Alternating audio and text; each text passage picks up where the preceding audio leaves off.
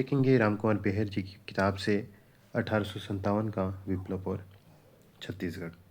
अंग्रेजी भारत के इतिहास में सन 1857-58 की घटनाएं उल्लेखनीय व महत्वपूर्ण थी। सिपाही विद्रोह करार देने का अंग्रेजों का प्रयास असफल रहा।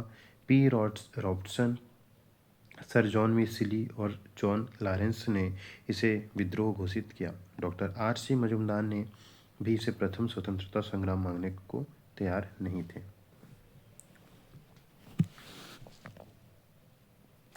वीर सावरकर ने इसे the Indian war of independence लिखा और पुस्तक का नाम ही यही दिया। महान क्रांति ना भी माने तो यह असाधारण घटना थी। सर्वधर्म और साम्राज्य इस महान क्रांति के दो मूल ध्येय थे। धर्म और देश को भय से मुक्त करेंगे जो हमें प्राणों से भी प्यारा है। हम शत्रु को क्षण मात्र में नष्ट करेंगे। मुगल बादशाह बहादुर शाह जफर ने हिंदुस्तान के सपूतों को संघर्ष के लिए प्रेरित करते घोषणा की थी। धर्म और देश को भय से मुक्त करेंगे जो हमें प्राणों से भी प्यारा है। हम शत्रु को क्षण मात्र में नष्ट कर देंगे। किसने कहा था? मुगल बादशाह बहादुर शाह जफर ने। छत्तीसगढ़ में अंग्रेजी राज 1854 ईस्वी में स्थापित हुआ। आमतौर से लोग नए शासन के प्रति उत्साहित नहीं थे। कुलीन वर्ग संशक्ति था। सोना खान के वीर नारायण सिंह, रायपुर के वीर हनुमान सिंह, संबलपुर के सुरेंद्र साय, धर्मजयगढ़ के शिवराज सिंह ऐसे व्यक्तित्व थे जिनके साथ इतिहास ने न्याय नहीं किया। असफल प्रयास के बावजूद इतिहास में उनका नाम स्वर्ण अक्षरों से लिखे जाने थे। छत्तीसगढ़ अंचल के राजाओं जमींदारों ने अंग्रेजों का साथ दिया। विद्रोही नेताओं को पकड़ने में बढ़ चढ़ कर भाग लिया। अंचल को शांत रखने में अंग्रेजों की सहायता की।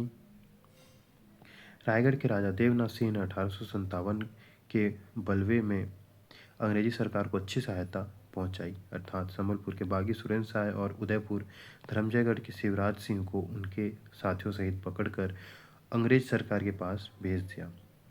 खैरागढ़ के पास फतह सिंह ने 1857 के बलवे के समय अपने अच्छे अच्छे सरदारों के साथ बहुत दिनों तक रायपुर में रहकर इलियट साहब कमिश्नर को भारी सहायता पहुंचाई। पराधीन भारत में लिखे ग्रंथों में 1857 की घटनाओं को गदर बलवा विद्रोह लिखा गया है। 1857 के विद्रोह को गदर बलवा विद्रोह लिखा गया है और इसमें भाग लेने वाले भारतीयों को महत्व नहीं दिया गया है। 1925 ईस्वी में छत्तीसगढ़ में प्रकाशित एक पुस्तक में वर्णित है, छत्तीसगढ़ को अंग्रेजों के हाथों में आए 3 वर्ष नहीं हो पाए थे कि भारत में गदर मच गया, जिसका थोड़ा सा असर इस दूरस्थ प्रांत पर भी पड़ा। रायपुर में उस समय थोड़ी सी फौज रहती थी। उसके सिपाहियों ने कुछ गड़बड़ प्रारंभ की, परंतु उसके अफसरों ने शीघ्र ही उन्हें दबा दिया। जिले के भीतर भी किसी ने दंगा फसाद नहीं उठाया। केवल सोना खान के जमींदार नारायण सिंह ने सिर उठाया। उसके पास 500-600 आदमी और 7-8 जिंजाले थी। एक असिस्टेंट कमिश्नर ने 125 आदमी लेकर सोना खान पर धावा किया। आसपास के जमींदार मदद पर थे। सोना खान में दोनों ओर से गोलियां चली। अंत में नारायण सिंह ने हार मानकर शरण चाही। उसे पकड़ रायपुर भेज दिया गया। वहां उसे फांसी पर चढ़ा दिया गया और उसकी जमींदारी जब्त कर ली गई। महाविद्रोह के काल में भारत में जो भूभाग पूरी तरह से शांत रहे, वहाँ के निवासियों को आज लज्जा का अनुभव होता है कि उनके अंचल में स्वाधीनता की उस बड़ी लड़ाई में कोई भागीदारी नहीं ली। छत्तीसगढ़ वासियों को ऐसी लज्जा की अनुभूति से बचाए रखने में उनके अंचल के नारायण सिंह, हनुमान सिंह, सुरेंद्र साय, शिवराज सिंह जैसे जुझारू व्यक्तित्व को प्रस्तुत किया। सन 1857-58 की घटना लंबे समय तक प्रभाव डालती रही। इस घटना को क्या नाम दिया जाए, इस पर मतभेद रहा। इसी के चलते डॉक्टर एस सोनी ने अपनी पुस्तक का नाम 1857 रखा। विश्व हिंदी कोश के लेखकों के अनुसार 1857-59 का आंदोलन सैनिक गदर के रूप में शुरू हुआ, किंतु शीघ्र ही देश के विभिन्न भागों में सामान्य जन विद्रोह के रूप में विकसित हो गया। भारत में ब्रिटिश राज के विरुद्ध उठने वाली यह एक बहुत बड़ी और शक्तिशाली चुनौती थी, यद्यपि सरकार ने इसे बड़े परिश्रम और यत्न से दबा दिया। छत्तीसगढ़ में रायपुर क्षेत्र में विद्रोह की संभावना अधिक थी। नागपुर के कमिश्नर ने 23 जनवरी 1858 को मेजर जनरल लॉक को लिखा, यदि रायपुर जिले में विद्रोह प्रारंभ हो गया तो वह निश्चित रूप से पूर्व तथा उत्तर पड़ोसी क्षेत्र की सभी जमींदारियों में और संभवतः पश्चिम में इस प्रांत की भंडारा तथा चांदा जमींदारों तक फैल जाएगा। और यदि इतने कठिन, इतने अस्वास्थ्यकर भूभाग में विद्रोह फैल जाता है तो उसे भारी सेना और भारी संख्या में प्राणों की आहुति दिए बिना शांत नहीं किया जा सकता। सुहागपुर क्षेत्र में अशांति। 15 अक्टूबर 1857 ईस्वी को गुरु सिंह रणमत तथा संबलपुर के कुछ अन्य जमींदारों के नेतृत्व में बहुत बड़ी संख्या में विद्रोही एकत्र हुए और उत्तर की ओर सुहागपुर तालुका में घुसे। जैसे ही यह समाचार रायपुर पहुंचा, अंग्रेज अधिकारी चिंतित हुए। रायपुर के तत्कालीन डिप्टी कमिश्नर ने स्थिति से निपटने की तैयारी की। स्थानीय सैनिकों के साथ सुहागपुर की ओर प्रयास किया और राजद्रोहियों पर आक्रमण कर दिया। जो लड़ाई हुई उसमें अंग्रेज सेना के कुछ घुड़सवार सैनिक तथा कुछ घोड़े मारे गए। विद्रोहियों में से 17 पकड़ लिए गए, मगर उन्हें रायपुर नहीं लाया जा सका। विद्रोही ने उन्हें छुड़ा लिया। राजद्रोहियों का वास्तविक नेता सतारा राजा के भूतपूर्व वकील रंगा बापूजी थे। सुहागपुर के इस संघर्ष की विशेषता यह थी कि वे सुदृढ़ स्थिति में थे। उन्होंने रायपुर क्षेत्र के जमींदारों को भी विद्रोह में सम्मिलित करने के लिए आह्वान किया। छत्तीसगढ़ क्षेत्र के उथल पुथल को हम इसी पृष्ठभूमि में देखेंगे। इस क्रांति के लिए रायपुर प्रशासन ही जिम्मेदार था, जो बिना सूझबूझ के कार्य कर रहा था। सोना खान का नारायण सिंह। सोना खान एक पहाड़ी क्षेत्र है जो 1857 काल में बिलासपुर जिले के दक्षिण पश्चिम में स्थित था। इसके जमींदार बिंजवार जाति के थे। आज जेंकिंस ने अपनी रिपोर्ट में नारायण सिंह के पिता से संबंध में लिखा है, राम राय के पिता व स्वयं राम राय तत्कालीन जमींदार ने एक छोटी व साधन रहित जमींदारी के वारिस थे। तथापि वे छत्तीसगढ़ को लंबे समय से आतंकित करने वाले थे। उन्होंने खालसा क्षेत्र के 300 से ऊपर गांव को अपनी जमींदारी में जोड़ लिया था। आसपास के जमींदारों ने के भी काफ़ी गांव उन्होंने छीन रखे थे और एक समय तो ऐसा था कि उनके अतिक्रमणों से उसने ऐसा आतंक फैला रखा था कि उनके द्वारा दिए गए आदेश सूबेदार द्वारा जारी किए गए आदेश से अधिक सतर्कता के साथ पालन किए जाते थे। छत्तीसगढ़ के किसी भी भाग से वारदात करने के बाद कोई भी आतंकी सुरक्षा के लिए सोना खान चला जाता था। वे सोना खान में लूट का माल जमा रखते थे। सोना खान के बारे में नागपुर तक शिकायतें पहुंची थी। जेनकिंस ने अपनी रिपोर्ट में आगे लिखा, हमारे द्वारा इस क्षेत्र का अधिकार ग्रहण करने के बाद भी 1818 ईस्वी में राम राय इस क्षेत्र पर अतिक्रमण करते रहा और इलाके हड़पता रहा। वह किसी भी प्रकार के समझौते के लिए तैयार न था, इसलिए 1819 में उस पर आक्रमण करना आवश्यक हो गया। अंतोगुतना उसे उसके दुर्भय क्षेत्र से निकालना ही पड़ा। कैप्टन मार्क्सन ने उसे रायपुर में प्रस्तुत किया। अंत में उसे उसकी जमींदारी तभी लौटाएगी जब उसने वचन दिया कि हड़पे हुए प्रदेशों से वह हट जाएगा, भविष्य में हिंसा से दूर रहेगा। राम राय ने उस पर लादे गए शर्तों का वफादारी से पालन किया। क्षेत्र में शांति बने रहे, ऐसा किया गया। जमींदारी सोना खान के बारे में जेनकिंस ने लिखा है, जमींदारी सैन्य सहायता प्रदान करने के लिए दी गई है। जमींदारी वार्षिक कर से मुक्त थी। जमींदार प्राचीन वंश का था, मगर उसकी जमींदारी जो अधिकांशतः पहाड़ी जंगली थी, उसके 12 गांव से अधिक नहीं थे। कलचुरी शासक ने जमींदारी दी थी। सोना खान की जमींदारी के संबंध में विभिन्न कालों में जो रिपोर्ट अंग्रेजी अधिकारियों ने तैयार की थी, उससे जमींदारी के पूर्व इतिहास के संबंध में जानकारी मिलती है। फरवरी 1855 में इलियट ने डिप्टी कमिश्नर के रूप में छत्तीसगढ़ का चार्ज लिया और प्राथमिकता के आधार पर पूरे क्षेत्र का दौरा किया। जमींदारियों में भी गए और जमींदारियों के प्रत्यक्ष भेंट किए। 10 जून 1855 ईस्वी को वे सोना खान के बारे में लिखते हैं। सोना खान के संबंध में यह बतलाया गया कि इसमें 12 से अधिक गांव नहीं हैं। जमींदारी की वार्षिक आय 303 रुपये 12 आना है। संप्रभु को यह किसी प्रकार का टकुली नहीं पटाता। यह जमींदारी वर्तमान जमींदार नारायण सिंह के बिंजवार परिवार के पिछले 366 वर्षों से है। यह जमींदारी उसके एक पूर्वज बिसैया ठाकुर को कलचुरी नरेश, रतनपुर नरेश, बहार साय ने तक से इस जमींदारी ने अंग्रेजों से लड़ाई की थी। इस जमींदारी ने मराठा शासन की स्थापना तक कोई वार्षिक कर नहीं पटाया था। अप्पा साहब ने जब अंग्रेजों से लड़ाई की थी, तब जमींदार अप्पा साहब के पक्ष में झुकाव दिखाया। जमींदार नारायण सिंह। पिता रामराय की मृत्यु के पश्चात 1830 ईस्वी में नारायण सिंह जमींदार बना। 1975 ईस्वी में उसका जन्म हुआ था। इस गणना से 35 वर्ष की अवस्था उसकी थी।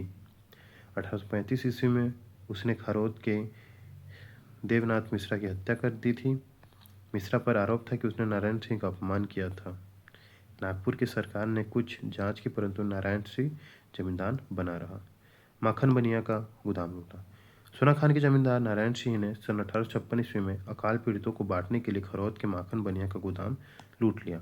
सारंगढ़ नरेश संग्राम सिंह द्वारा संकलित किए गए चरित्र किताब में लिखा है, सोहरी नारायण शिवरी नारायण के माखन साव के ढाबा के धान को जबरदस्ती फोरी के बाड़े दिए।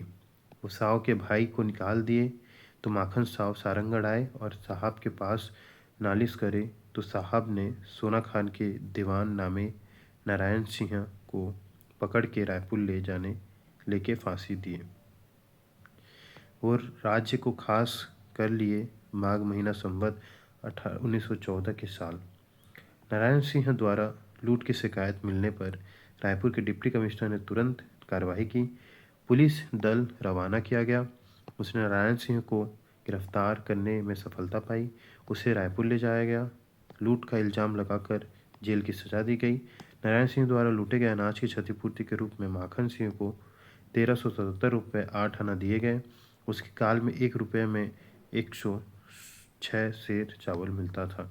इस हिसाब से नारायण सिंह और उसके साथियों ने माखन से लगभग 1400 बोरा चावल लूटा था। माखन का अनाज लूटकर बाढ़ी में देने का अधिकार नारायण सिंह को नहीं था। नारायण सिंह को कितने माह का कारावास दंड दिया गया यह स्पष्ट नहीं है। तथ्य है कि जब 18 अगस्त 1857 को वह जेल से भागा तब 10 माह 4 दिन की सजा वह भुगत चुका था। जेल से पलायन। माखन बनिया के गोदाम लूटने के आरोप में कारावास का दंड भुगत रहे नारायण सिंह को बाहरी मदद मिली और वह जेल में सुरंग खोदकर अपने 3 और कैदियों के साथ निकल भागा। लेफ्टिनेंट स्मिथ नारायण सिंह को गिरफ्तार करने निकला। नारायण सिंह रायपुर जेल से उसी तरह चकमा देकर भागे जैसा कि 17वीं शताब्दी में शिवाजी औरंगजेब के कारावास से भाग निकले थे। नारायण सिंह को गिरफ्तार करना आवश्यक था। लेफ्टिनेंट CVL स्मिथ ने यह कार्य स्वीकार किया। सैनिकों के साथ जमींदार नारायण सिंह की खोज में वह निकला। लेफ्टिनेंट नेपियर ने भी साथ भेजे गए। एक जमादार, 4 दफेदार, 53 सवार उसके साथ थे। नारायण सिंह की पूरी तरह से भौचक्का कर गिरफ्तार करने का ध्येय रखा गया। नारायण सिंह रायपुर जेल से निकलकर अपने इलाके में पहुंचा। जबरदस्ती से मजदूर लगा सोना खान को पहुंचाने वाले सभी मार्गों की मोर्चाबंदी की। 500 लोगों की सेना भी जमा कर ली गई। स्मिथ को नारायण सिंह के विरुद्ध देवरी के जमींदार महाराज साय का सहयोग मिला। स्मिथ को नारायण सिंह के विरुद्ध देवरी के जमींदार महाराज साय के साथ मिला। देवरी सोना खान से लगा इलाका था। महाराज साय की पारिवारिक लड़ाई नारायण सिंह से थी। उसने स्मिथ को सोना खान की पूरी भौगोलिक स्थिति का ज्ञान कराया। उन्हीं के मार्गदर्शन में स्मिथ आगे बढ़ा। घर के भेदी ने एक बार फिर लंका ढाया। देवरी से 3 मील आगे बढ़ने पर स्मिथ ने भूमि खुदवाया और सुरक्षात्मक खाइयां जो अधूरी थी देखी। नारायण सिंह ने अपने पुत्र गोविंद सिंह परिवार के अन्य सदस्यों को सामान के साथ सोना खान से बाहर सुरक्षित स्थान पर भेज दिया था। नारायण सिंह सुरक्षा के स्थान पर आक्रमण का रुख अपनाए होते तो स्थिति कुछ बदलती। स्मिथ का प्रतिरोध कहीं नहीं हुआ। इससे अंग्रेजी टुकड़ी का मनोबल बढ़ा। लाठी, तलवार, तीर धनुष और कुछ बंदूकें ही अस्त्र शस्त्र के नाम पर नारायण सिंह के सहयोगी के पास थे। 1 दिसंबर को स्मिथ सोना खान पहुंच गया। स्मिथ ने सोना खान गांव में आग लगा दी। भय का वातावरण निर्मित किया गया। बदले की भावना थी। 2 दिसंबर को जब स्मिथ लड़ाई की तैयारी कर रहा था तभी नारायण सिंह अपने एक सहायक के साथ उसके सामने आत्मसमर्पण करता है। उसने सूचित किया कि साथ देने वाले 500 लोगों को वह उनके घरों में भेज चुका है। डॉक्टर बिहार ने लिखा है, 1-2 दिसंबर 1857 ईस्वी को सोना खान ग्राम के पास क्या हुआ उसका रहस्य अभी तक अनावृत नहीं हुआ है। नारायण सिंह ने आत्मसमर्पण किया। इसका कोई तर्क सम्मत या तथ्य सम्मत कारण नहीं मिलता। संभावना इसी बात की बनती है कि सोना खान को आग लगा देने की अंग्रेजों की क्रूरता से वह विचलित हुआ और अपनी प्रजा को भावी मारकाट आगजनी से बचाने के लिए उसने आत्मसमर्पण कर दिया। 14वीं शताब्दी में वारंगल के सामंतीय प्रशासक प्रताप रुद्र द्वितीय ने भी ऐसा ही किया था। आक्रमणकारी मुसलमानों ने जब वारंगल के किले को घेर लिया और महीनों के ये किला जीतने में सफल नहीं हुए, तब किले के बाहर निवास करने वालों की बस्ती में आग लगा दी। अपनी प्रजा को कष्ट में न देख सकने के कारण प्रताप रुद्र द्वितीय ने आत्मसमर्पण कर दिया। नारायण सिंह को फांसी। 2 दिसंबर 1857 को आत्मसमर्पण किए गए नारायण सिंह को भारी सुरक्षा व्यवस्था के बीच रायपुर के लिए रवाना किया गया और 5 दिसंबर को डिप्टी कमिश्नर इलियट के सम्मुख पेश किया गया। अंग्रेजी सरकार को समाप्त करने के प्रयास के रूप में मुकदमा चलाया गया। इलियट ने स्वयं लिखा, मेरे कोर्ट के समक्ष जमींदार को पेश किया गया और उस पर 1857 के अधिनियम की धारा 6 के एक्ट 14 के अंतर्गत उस पर अभियोग लगाया गया कि 1857 की धारा 1 और अधिनियम 2 लगाया गया और मैंने उसे फांसी की सजा सुनाई। सुबह सजा की कार्यवाही जनरल परेड के समय सैनिक टुकड़ी के समझ बिना किसी रुकावट के संपादित हो गई। पूरे जिले में तथा जमींदारी में नारायण सिंह के जुर्म और उसके परिणामों को विस्तृत और खुलेआम मुनादी करवाई जाएगी। 10 दिसंबर 1857 को सोना खान का जमींदार फांसी पर लटका दिया गया। 1857 का वह प्रथम शहीद था। नारायण सिंह को फांसी पर लटकाए जाने के बाद सरकार को सहायता करने वाले लोगों को लाभ पहुंचाया गया। कटंगी के कामदार त्रिलोक साय और काम साय देवरी के जमींदार तुकाराम सूर्यनारायण के बाला पुजारी से लाभान्वित किए गए। देवरी के जमींदार महाराज साय को सोना खान की जमींदारी का स्थायी तौर पर अधिकार दिया गया। नारायण सिंह के बेटे गोविंद सिंह को संबलपुर के सुरेंद्र साय के साथ मिलकर महाराज साय की हत्या और प्रतिशोध लिया। नारायण सिंह के बेटे गोविंद सिंह ने संबलपुर के सुरेंद्र साय के साथ मिलकर महाराज साय की हत्या की और प्रतिशोध लिया। वीर हनुमान सिंह 1857 से 58 के महाविद्रोह के काल में छत्तीसगढ़ अंचल में विद्रोह का परचम फहराने वाला हनुमान सिंह भी था। स्वाधीनता संग्राम में जिन्होंने अपने प्राण न्यौछावर किए वे शहीद हो गए, अमर हो गए। उनकी चिताओं पर हर बरस मेले लगते हैं और उनकी स्मृति जनमानस पर गहरी जमती जा रही है। स्वाधीनता संग्राम में कुछ पात्र ऐसे भी थे जिन्होंने अपनी जान हथेली पर लेकर शक्तिशाली अंग्रेजी सरकार से लोहा लिया। अपनी चालाकी सूझबूझ से वे ना तो पकड़े जा सके और ना ही मारे जा सके। स्वदेशी शासन का विरोध किसी दूसरे कारण से ना कर केवल उसके विदेशीपन के कारण से करने वाले को इतिहास में उच्च स्थान मिलना चाहिए। हनुमान सिंह ऐसे पात्र थे अंग्रेजी भारत के इतिहासकारों ने हनुमान सिंह की गौरव गाथा को प्रसारित नहीं किया। विदेशी शासनों से ऐसी आशा अपेक्षा करनी भी नहीं चाहिए। रायपुर की महत्वपूर्ण स्थिति को देखते हुए नागपुर से यहाँ एक सैन्य टुकड़ी भेजी गई। इसी में मैगजीन लश्कर हनुमान सिंह भी था। 35 वर्षीय हनुमान सिंह 5 फुट 4 इंच की ऊंचाई का बैसवाड़ा का राजपूत था। 18 जनवरी 1858 को उसने सर्जेंट मेजर सिडवेल को उसके ही कमरे में तलवार से 9 वार कर मार डाला। सिडवेल मारा गया। यह प्रचार प्रसार सैन्य शिविर में किया गया। साथियों को विद्रोह में शामिल होने के लिए प्रेरित किया गया, मगर दुर्भाग्यवश अधिकांश सैनिक राजभक्त बने रहे। शिविर के अंग्रेज अधिकारियों ने शीघ्र ही स्थिति पर नियंत्रण स्थापित किया। विद्रोहियों ने आत्मसमर्पण कर दिया, मगर हनुमान सिंह उसमें नहीं था। हनुमान सिंह की गौरव गाथा का गान समय की मांग है, वक्त का तकाजा है।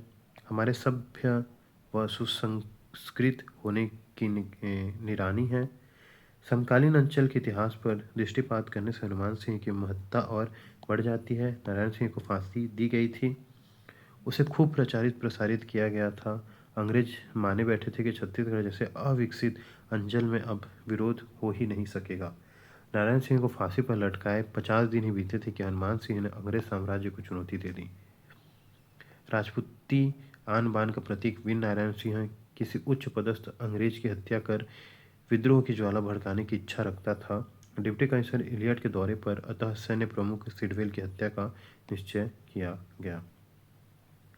हनुमान सिंह के लिए रायपुर नया क्षेत्र था।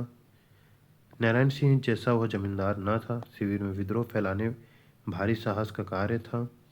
नारायण सिंह को दी गई फांसी के पश्चात जो मरघट सी शांति अंचल में व्याप्त हो गए थे उसे पुनः अशांत करना था। व्यक्तिगत कोई कारण अंग्रेज विरोध का न था, न तो हनुमान सिंह की संपत्ति छीनी गई थी, न कोई रियासत। क्रांति की सफलता के पश्चात उसे कोई जागीर नहीं मिलने वाली थी। हनुमान का न तो कोई गौरवशाली भूत था और न उसने अंग्रेजों से कोई नुकसान पहुंचाया था, न उसे अंग्रेजों ने कोई नुकसान पहुंचाया था। अंग्रेजी राज का विरोध केवल इसीलिए किया गया कि अंग्रेज विदेशी थे। स्वतंत्रता संग्रामियों की प्रथम श्रेणी में रखने की योग्यता हनुमान सिंह भी रखता था। 1857-58 के काल में हनुमान सिंह एक ऐसा नाम था जिसे सुनते ही अंग्रेजों को पसीना आ जाता था। हनुमान सिंह को गिरफ्तार करने के जोरदार प्रयास किए गए, मगर रायपुर में रहते हुए भी उसे कोई गिरफ्तार न कर सका। रावण की लंका में आग लगाने वाले त्रेता युगीन हनुमान की भांति इस कलियुगी हनुमान ने अंग्रेजी शिविर में बौखलाहट मचा दी। लंका की पूरी सुरक्षा व्यवस्था को चौपट कर कड़ी सुरक्षा व्यवस्था के बावजूद हनुमान रावण की सेनागार में जिस प्रकार प्रविष्ट हुए थे, वैसे ही हनुमान सिंह ने डिप्टी कमिश्नर इलियट के बंगले में प्रवेश करने का उपक्रम किया। शौर्य, पराक्रम व चुनौती के प्रमाण थे। 20 जनवरी को यह प्रयास किया गया, मगर सुरक्षाकर्मियों के सतर्क रहने के कारण सफलता नहीं मिली। दरवाजा मजबूत था, जल्दी टूटा नहीं, अन्यथा शेर की मांद में शेर को मारने का यह प्रयास था। इलियट बाल बाल बचा, मौत से साक्षात्कार होते होते रहा। सुरक्षाकर्मी ने तलवार हाथ में लिए बंगले में जाते जिस व्यक्ति का हुलिया बताया वो हनुमान सिंह का ही था। हनुमान सिंह ने न केवल साहसिक कार्य किया, वरन एक समूह को उसके लिए प्रेरित किया गया। 18 जनवरी के अल्पकालिक विद्रोह में सम्मिलित होने वाले 17 लोगों को फांसी पर लटकाया गया। सैनिक अधिकारियों के सामने 22 जनवरी को यह किया गया। 22 जनवरी को यह किया गया। फांसी पर खुलेआम लटकाए गए विद्रोहियों के नाम व पद इस प्रकार हैं: गाजी खान हवलदार, अब्दुल हयात गोलंदाज, मुनिस गोलंदाज, शिव नारायण गोलंदाज, पन्नालाल गोलंदाज, माता रदीन गोलंदाज, ठाकुर सिंह गोलंदाज, अकबर हुसैन गोलंदाज, बुलेहू दुबे गोलंदाज, लल्ला सिंह गोलंदाज, बदलू गोलंदाज, परमानंद गोलंदाज, शोभाराम गोलंदाज, दुर्गा प्रसाद गोलंदाज, नजर मोहम्मद गोलंदाज, देवी दीन गोलंदाज, जय गोविंद गोलंदाज। डॉक्टर पी एल मिश्रा के अनुसार राष्ट्रीय आहुति में उपरोक्त सबूतों ने अपने आप को झोंक दिया। इनकी आगे की सजा थी कि इसका सब वेतन, संपत्ति और अन्य सभी प्रकार की संपत्ति इत्यादि उनकी सब वस्तुएं जब्त घोषित कर दी गईं। इस आहुति में सभी धर्म व जाति के लोग सम्मिलित थे, जो इस बात का द्योतक हैं कि यह विप्लव न होकर क्रांति थी, जिससे सभी का समर्थन प्राप्त था। 20 जनवरी की रात यदि भाग्य ने हनुमान सिंह का साथ दिया होता तो अंचल में विद्रोह की ज्वाला भड़क उठती। लेफ्टिनेंट स्मिथ, जो उस रात डिप्टी कमिश्नर के बंगले में ही सोया था, लिखता है, यदि हम लोग जगाए ना गए होते तो लेफ्टिनेंट इलियट और मैं तो सोए ही काट डाले गए होते और बंगले के अंदर ही के अन्य निवासियों का भी यही असर हुआ होता। हनुमान सिंह की गिरफ्तारी पर 500 रुपये का इनाम घोषित किया गया। जीवित या मृत पकड़ने वालों को यह राशि मिलती, पर हनुमान सिंह हाथ न आया। यह ऐतिहासिक सच्चाई है कि शक्तिशाली ब्रिटिश सरकार अपने हजारों जासूसों व गुप्तचरों की सक्रियता के बावजूद हनुमान सिंह को गिरफ्तार नहीं कर सकी। हनुमान ने अपनी वीरता से अंचल के इतिहास को गौरवान्वित किया। भारतीय इतिहास के उन अनेक नायकों में से एक था जिसकी गौरव गाथा गाई नहीं जा सकी। उदयपुर का विद्रोह। छत्तीसगढ़ के उत्तर में स्थित उदयपुर रियासत सरगुजा समूह की रियासतों में से एक था। बंगाल विभाजन 1905 ईस्वी में किया गया, तब इसे छत्तीसगढ़ कमीशनी के अंतर्गत मध्य प्रांत में लाया गया। 1818 ईस्वी में जब अप्पा साहब परास्त हुए और अंग्रेजों से संधि किए, तब उदयपुर भी अंग्रेजों को सौंप दिया गया था। कल्याण सिंह नामक राजा था जो सरगुजा के माध्यम से टकोली पटाता था। बस 1852 में तत्कालीन राजा कल्याण सिंह और उसके भाई शिवराज सिंह धीरज सिंह पर मानववध का मामला चलाया गया और उन्हें कारावास का दंड दिया गया। उदयपुर अंग्रेजों के प्रत्यक्ष प्रशासन में लाया गया। गिरफ्तार राज परिवार के सदस्यों को रांची जेल में रखा गया था। 1857 ईस्वी में जब उत्तर भारत में विद्रोह फैला तब रांची तक इसकी लपटें फैली। विद्रोहियों ने रांची के अंग्रेजों को मार भगाया। रांची के अंग्रेजी प्रभाव समाप्त होते ही कल्याण सिंह, धीरज सिंह और शिवराज सिंह जेल से निकाल भागे। अपने खोए हुए राज्य को प्राप्त करने उदयपुर आए अंग्रेजों द्वारा शासनकर्ता के रूप में नियुक्त तहसीलदार भाग खड़ा हुआ। सरकारी खजाने का 500 रुपये उनके हाथ आया। स्थानीय छोटे जमींदार गोटिया लोगों ने राज परिवार के इन सदस्यों की को मान्यता दी। उदयपुर के इन वीर सपूतों ने अंग्रेजों से सभी संबंध तोड़े, संगठित होकर विद्रोह की तैयारी की। उनकी गतिविधि से अंग्रेज अधिकारी परेशान हुए। कंपनी की सरकार ने उदयपुर रियासत से लगे रायगढ़ रियासत के राजा देवनाथ सिंह से अनुरोध किया कि उदयपुर में शांति व्यवस्था बनाए रखने में मदद करें।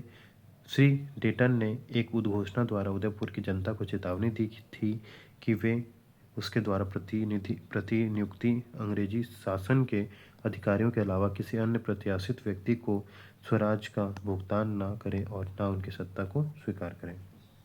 उदयपुर पर अपना शासन फिर से स्थापित करने में कल्याण सिंह सफल रहे, मगर अधिक दिनों तक सत्ता सुख न भोग पाए। वे और उसके भाई धीरज सिंह की स्वाभाविक मृत्यु हो गई। शिवराज सिंह राजा बने रहे। 1859 तक वे शासक रहे। रायगढ़ राजा व अन्य लोगों की सलाह व सहायता से पकड़े गए। विद्रोह के आरोप में मुकदमा चला और अंडमान में आजीवन कारावास की सजा दी गई। अब है छत्तीसगढ़ 1857 का विद्रोह और नागपुर।